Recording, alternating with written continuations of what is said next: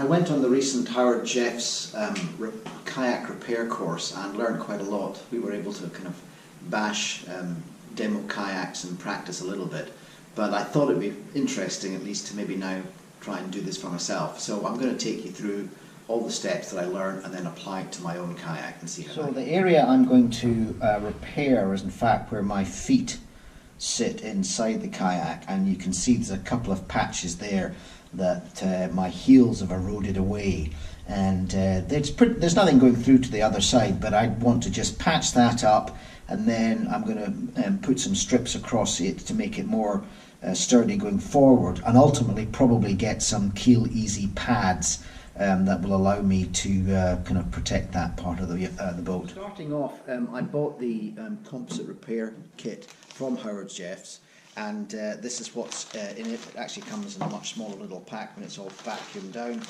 but essentially you get all the things that you need. You need your resin, your hardener, and they're already kind of determined in terms of the mixing ratio, so that's all done. A pair of gloves, which are good to wear when you're doing that.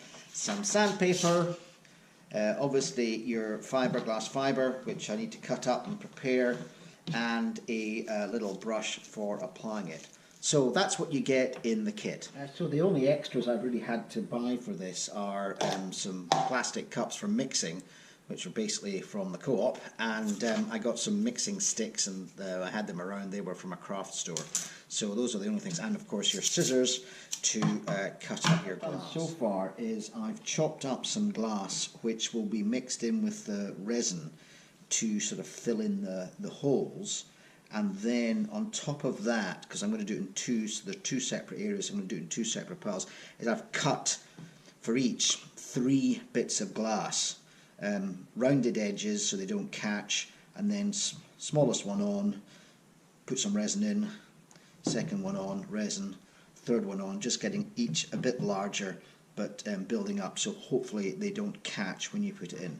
So that's the plan. Now, so I've got a pot of actual just resin ready to use on the paintbrush, and then I've mixed some resin with the fibres to make a sort of paste, which I'll then fill in the small holes that are on the bottom.